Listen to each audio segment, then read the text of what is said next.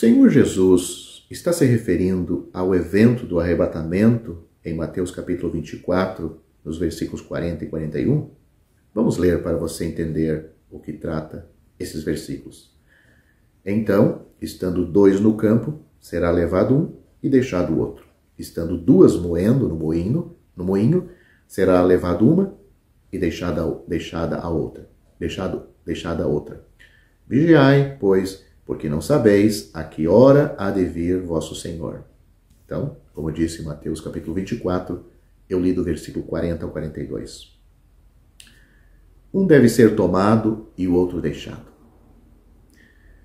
Não poucos citam essas palavras do Senhor Jesus como se referindo ao arrebatamento. Certamente, a frase parece se encaixar bem com o acontecimento. É verdade que no arrebatamento, os não salvos serão deixados quando o Senhor vier aos ares para a igreja, mas nós afirmamos que o significado das palavras do Senhor e o contexto são contra tal interpretação aqui em Mateus 24. A fim de entender o que está em vista aqui, devemos observar a referência de tempo expresso na palavra então, no início do versículo 40. Isso nos leva de volta ao versículo 37 deste capítulo e ao final do versículo 39, e aponta para a vinda do Filho do Homem no segundo advento, ou seja, 7 anos depois do arrebatamento. Aqueles que adoram a besta durante o período da tribulação serão tirados da terra. É evidente pelo contexto que aqueles que forem deixados serão deixados na terra para a bênção do reino milenar. Os levados são levados para a condenação e os deixados são para entrar no reino.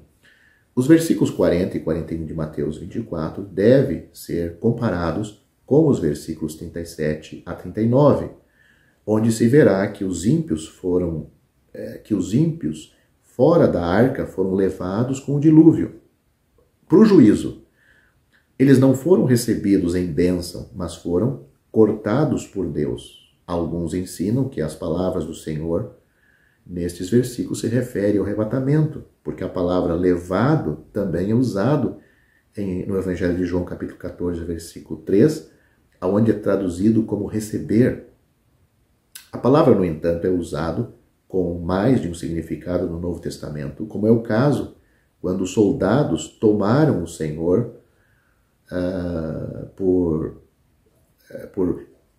flagelação e crucificaram em Mateus capítulo 27, versículo 27. A palavra deve receber seu significado à luz do contexto.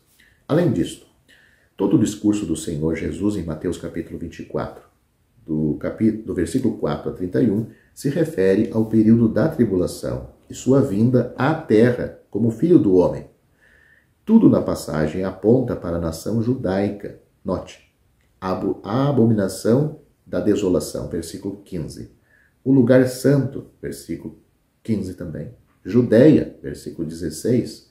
Os eleitos entre os judeus, versículo 22. A igreja, cremos, não está em vista neste grande capítulo profético. A dispensação da igreja terá terminado e o arrebatamento já ocorrido na época dos acontecimentos mencionados pelo Senhor neste capítulo 24 de Mateus e nos versículos 36 a 41. O Senhor Jesus vem, leva a igreja para o céu. Então começa o período da tribulação e grande tribulação. Mas o Senhor volta e quando ele vem, ele vai julgar as nações, ele vai separar os bodes das ovelhas. Isto não está falando da igreja, está falando tanto dos judeus como dos gentios, quando o Senhor Jesus volta para reinar neste mundo. A igreja já foi para o céu 7 anos antes.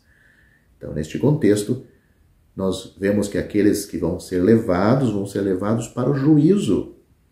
É isso que o Senhor Jesus fala em Mateus capítulo 25. Eles serão lançados no lago de fogo, que arde com enxofre. Leia este capítulo. E os deixados vão ser os salvos, deixados aqui, tanto judeus como gentios, para a entrada no reino e reinar com Cristo durante 1000 anos.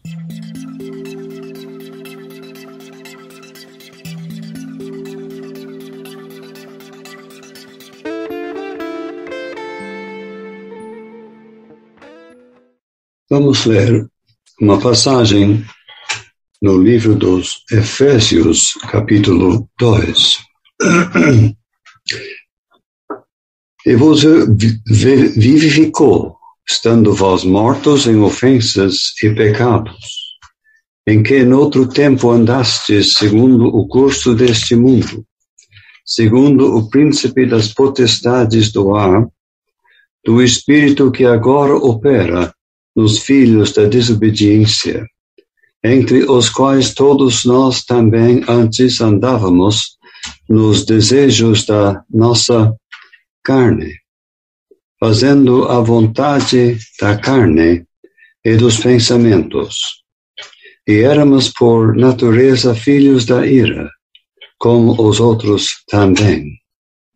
Mas Deus, que é riquíssimo em misericórdia, pelo seu muito amor com que nos amou, estando nós ainda mortos em nossas ofensas, nos vivificou juntamente com Cristo. Pela graça sois salvos. E nos ressuscitou juntamente com Ele, e nos fez assentar nos lugares celestiais em Cristo Jesus, para mostrar nos séculos vindouros as abundantes riquezas da sua graça, pela sua benignidade para conosco, em Cristo Jesus. Porque pela graça sois salvos, por meio da fé, e isto não vem de vós, é dom de Deus. Não vem das obras, para que ninguém se glorie. Acabamos de ler apenas 9 versículos da palavra de Deus. E nestes 9 versículos, temos uma explicação ampla, com todo o detalhe relevante sobre como uma pessoa pode ser salva. Isto, ouvintes, é interessante. Apenas 9 versículos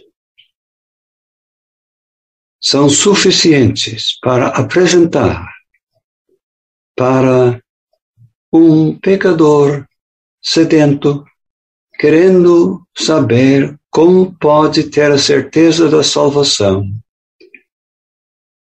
Apenas em 9 versículos da Bíblia esclarece muita coisa. Assim nós vemos que Deus não deixou uma salvação complicada para o pecador tropeçar e se frustrar e desanimar-se. Não. Começando, a passagem declara a situação do pecador, estando mortos em ofensas e pecados. Indica que há forças malignas no mundo que tendem a influir o pensamento das pessoas, opera nos filhos da desobediência. E nós reconhecemos que é fato. Muita coisa, até na sua vida, pode atrapalhar o seu empenho de se salvar. Mas aqui vem grande esclarecimento. Fica bem estabelecido. Enfim, quem é que precisa ser salvo? Talvez os ouvintes saibam, todos. Mas por quê? Por que todos realmente andam nos desejos da sua carne, fazendo a vontade da carne e dos pensamentos, são por natureza filhos da ira, como os outros também.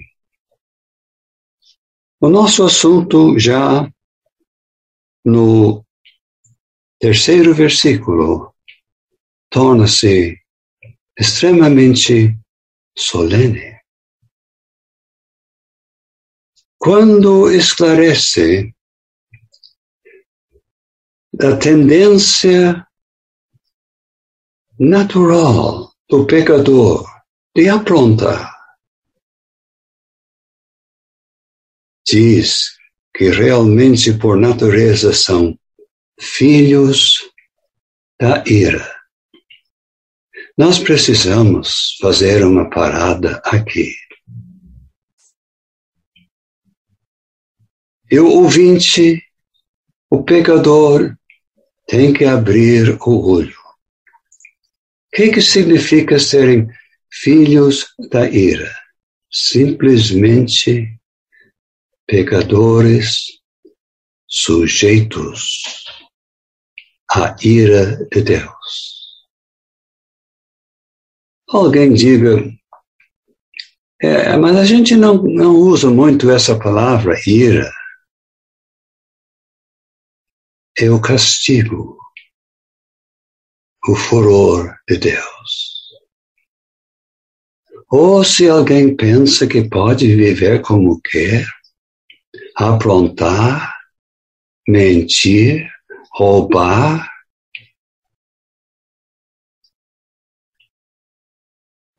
cometer a imoralidade, talvez você esteja pensando, mas o que a gente vai fazer? Bom é consultar uma passagem como esta, para se flagrar da seriedade da sua situação. E eu espero que todo ouvinte saiba que eu mesmo não falo como alguém que fosse diferente, nem um pouquinho, nem um pouquinho. Eu me lembro de como eu era, o rapaz que eu era em tempo de novo, e não tenho saudades daquilo. Mas, meus ouvintes, vamos ver o início do versículo 4. Eu realmente tirei uns minutos para comentar na situação do pecador, filhos da ira, sujeitos à ira de Deus. Sujeitos, no caso de morrer, a se erguer os olhos no inferno.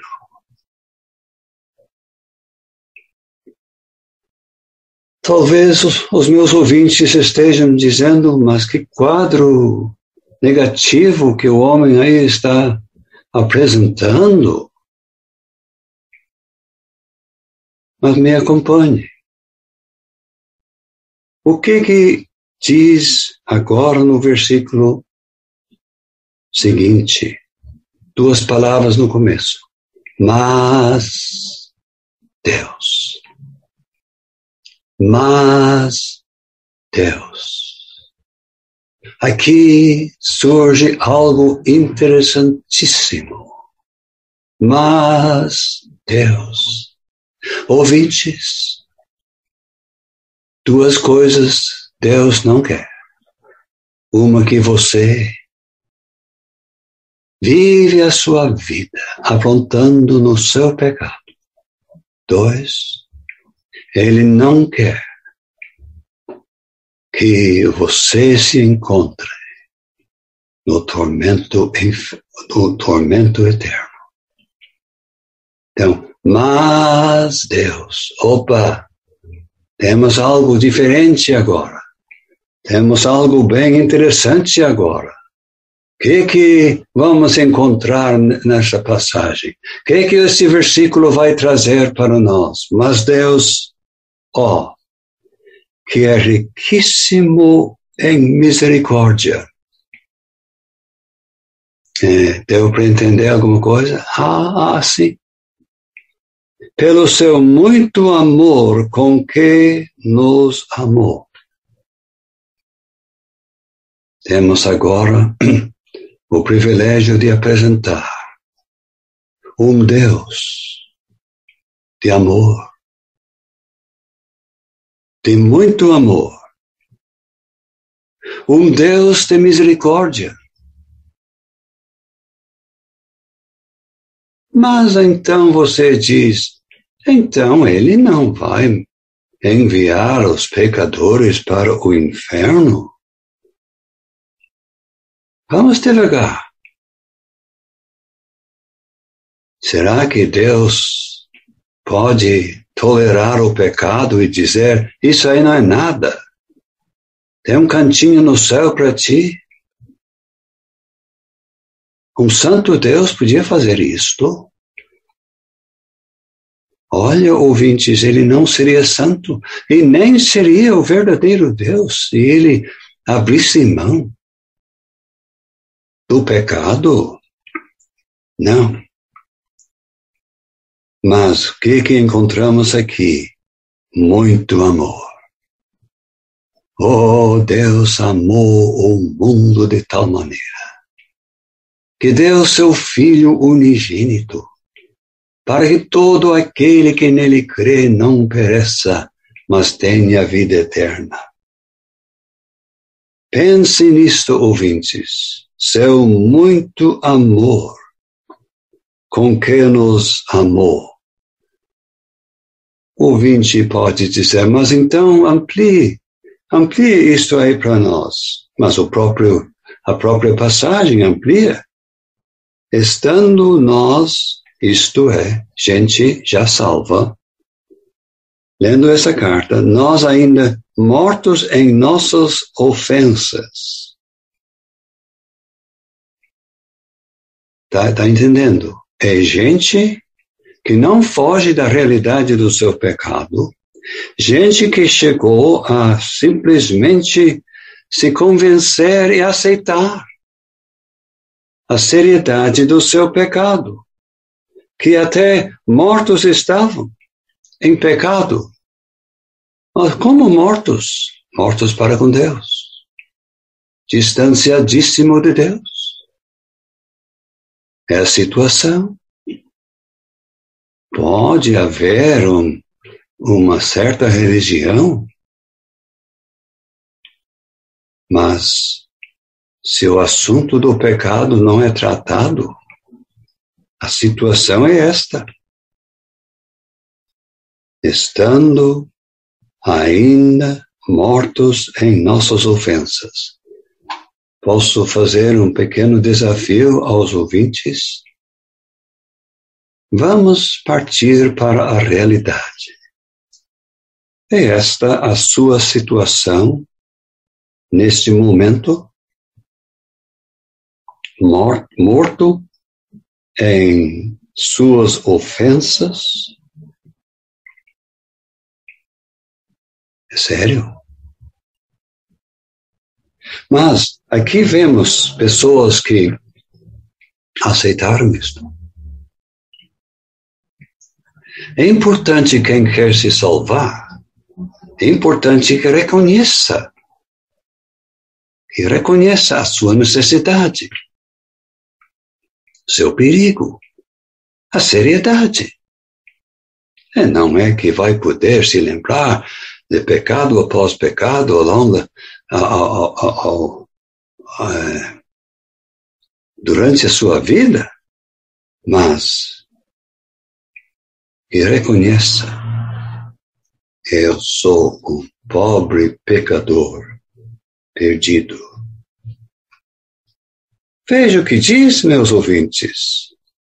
Estando ainda mortos em nossas ofensas, nos vivificou, juntamente com Cristo. Pela graça sois salvos. Ou você diz: eu não entendi. Mas não é tão difícil. Não é tão difícil. O que acontece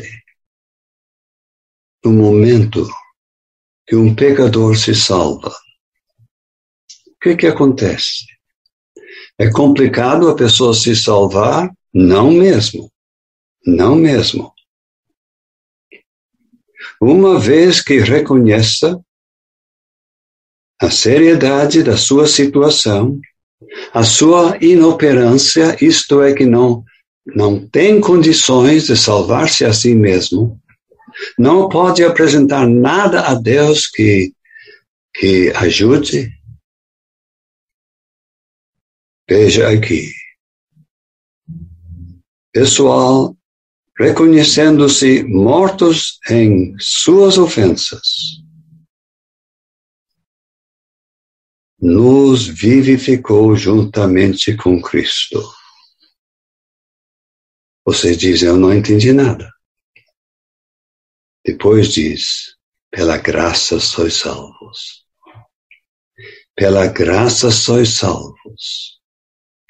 Meus prezados ouvintes, a salvação é de graça. Não custa nada. Mas alguém diz: explica mais. A própria palavra explica. Porque pela graça sois salvos por meio da fé. Isso não vem de vós, é dom de Deus. Como é que você pode ser salvo? Importante é reconhecer a sua necessidade, como essa passagem explica tão bem, em linguagem simples. Importante também que você tenha um sincero desejo de ser salvo. Há pessoas que sabem que precisa ser salvo e até pode saber mais ou menos como se salvar, mas não se salvam.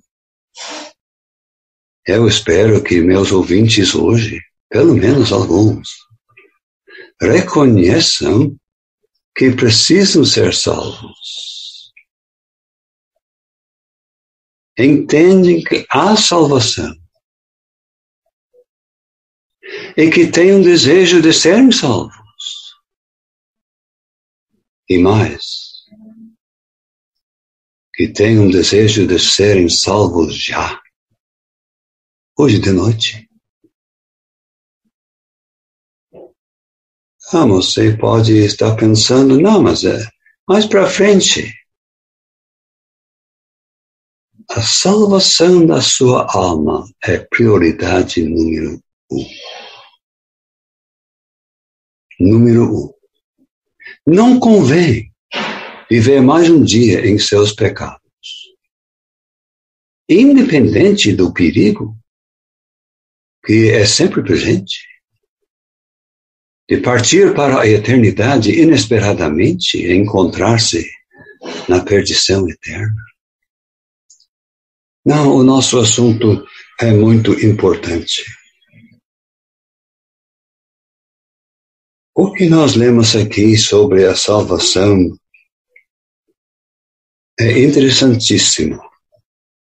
Pela graça sois salvos. O salvo daí é unido no momento da sua salvação. Uma união é formada entre o salvo e o ressurrecto Senhor Jesus Cristo no céu. Isto é preciosíssimo. Unido ao Senhor Jesus Cristo. E sabe que tem uma parte do versículo que pode ser um pouco difícil. E nos fez assentar nos lugares celestiais em Cristo Jesus. Você diz, não, eu estou em casa, eu estou no meu apartamento. Como que pode dizer assim, nos fez assentar nos lugares celestiais? Sabe o que é? A pessoa que recebe ao Senhor Jesus Cristo, a certeza daquela pessoa estar no céu com Cristo é como se já estivesse. Você diz, isso é demais. Pode ser, mas é a verdade. A pessoa que recebeu ao Senhor Jesus Cristo como Salvador, a sua certeza do céu é como se já estivesse lá.